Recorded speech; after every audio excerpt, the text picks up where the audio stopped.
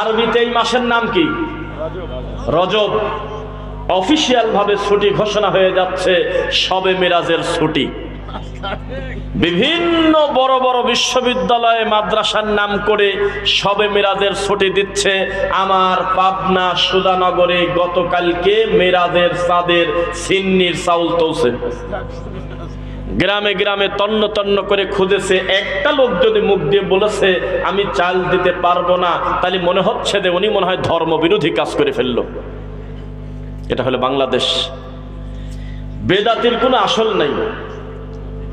মিলাদের যদি আসল খুঁজতে যান দেখবেন যে ভালো মানুষের বাচ্চা এটা আবিষ্কার করে নাই। ঠিক তেমনি শবে মিরাজের যে চাউল তুলে মিলাদ পড়ে আয়োজন করতেছে, এরও মূল কোনো আসল নাই।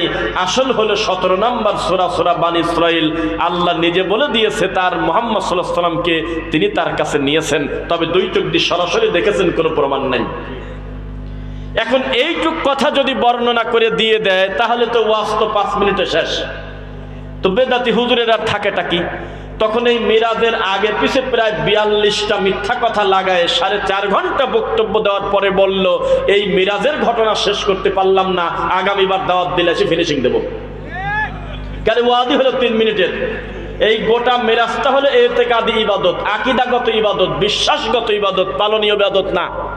যেমন নবী 11টা বিয়ে করছে, স্বীকার করেন, আমল হয়ে গেছে, আর কিচ্ছু লাগে না। এটা হলো স্বীকার করার আমল, যে আমি মেনে নিলাম।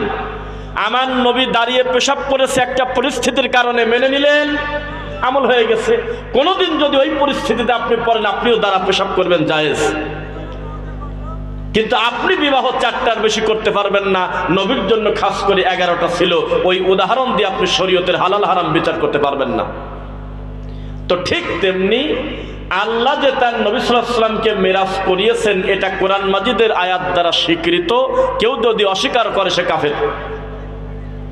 কিন্তু যেই লোকটা বলল যে বোরাকার রফরফ একটা পর্যায়ে গিয়ে বলল আমি আর যেতে পারবো না, আমি আর 1 ইঞ্চি সামনে গেলে পুড়ে চলে যাব, এটা হলো শয়তানি গল্প। জিবরাইল একটা পর্যায়ে বলল আমি আর সামনে আগাতে পারবো না, দেখি আল্লাহর পক্ষ থেকে ভিন্ন কোনো ব্যবস্থা আসে কিনা, আমি সামনে গেলে পুরে সরকার হয়ে যাব আল্লাহর নূরের তাজাল্লিতে। তখন আল্লাহ পাঠালো হলো রফরফ। এগুলো সব মিথ্যা কথা।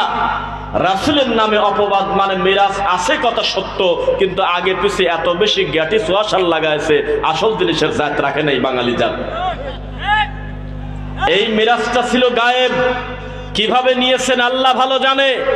আল্লাহর কসম, রজব মাসেই চূড়ান্ত মিরাজ হয়েছে, এই ব্যাপারে সকল ইমাম একমত আজও হতে পারে নাই।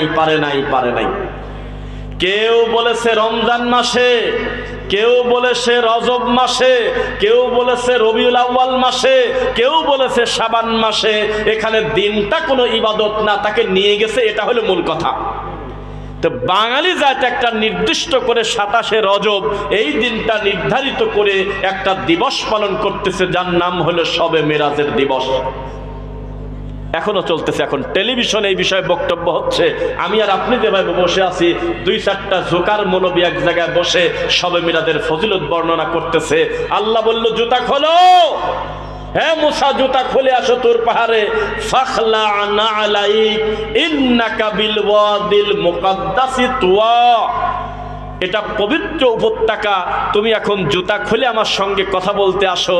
আর নবীর বেলায় বললেন আরশ নাকি কান্না করতেছে, আল্লাহ নবী যদি জুতা খুলে তো আমার ইজ্জত গেল। আমাকে সৃষ্টি করার পর থেকে আমার একটা দাবি ছিল, আল্লাহ আপনি যদি আমাকে আপনার নবীর পায়ের জুতার ধুলা লাগান আমার সাথে, আমি আরশ ধন্য হয়ে যাব।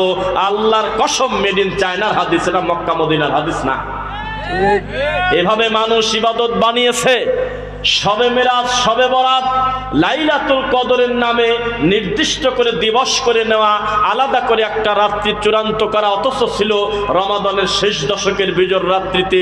এই যে দিবস কেন্দ্রিক দিন পালন করলো, এখানে খ্রিস্টান আর ইহুদিরা সাকসেস। সারা পৃথিবীর অমুসলিমরা চায় মুসলমানকে আমরা একটা দিবসের ভিতরে ঠেলে দেব। রবিবার আছে নামাজ আছে, রবিবার নাই নামাজ নাই। গণেশ আছে আমরা আছি, গণেশ নাই আমরা নাই। সরস্বতী পূজা আছে আমরা আছি, সরস্বতী পূজা নাই আমরা নাই। প্রায় 2 থেকে 3 মাস পর পর যদি কেউ দুর্গার সামনে, ভগবতীর সামনে, কালীর সামনে যদি নারকেল ফাটায় আর জিলাপি দেয়, ইবাদত হয়ে গেছে। আমাদের দেশের মুসলমানদের পরিস্থিতি এই রকম। শবে মিরাজের দিন বলতেছে লাব্বাইক, শবে বরাতের দিন জিলাপি খাচ্ছে, রুটি খাচ্ছে, হালুয়া খাচ্ছে। লাইলাতুল কদরে এক রাত্রি নিজেরা বানিয়ে নিয়ে প্রায় 30 মণ জিলাপি ঢোকা মসজিদের কার্পেটের জাত মেরে দিয়েছে। এখানে ইবলিস সার্থক, কারণ তারা মনে করেছিল ইবলিস মুসলমানকে কাবু করতে গেলে তাদেরকে দিবসের দিকে ঠেলে না দিলে এই জাতি কোনোদিন সংশোধন হবে না। এই দেশে আসছে সামনে 14ই ফেব্রুয়ারি, কিছুদিন আগে গেল 31st নাইট। কর্মকাণ্ড দেখে বোঝা গেল না যে মুসলমানের বাচ্চার এরকম কাজ। শয়তান এটাই হলো সফল। শয়তান চায় আমার আর আপনাকে নির্দিষ্ট দিবসের ভিতরে দিয়ে আমাদেরকে তামাশা করাতে।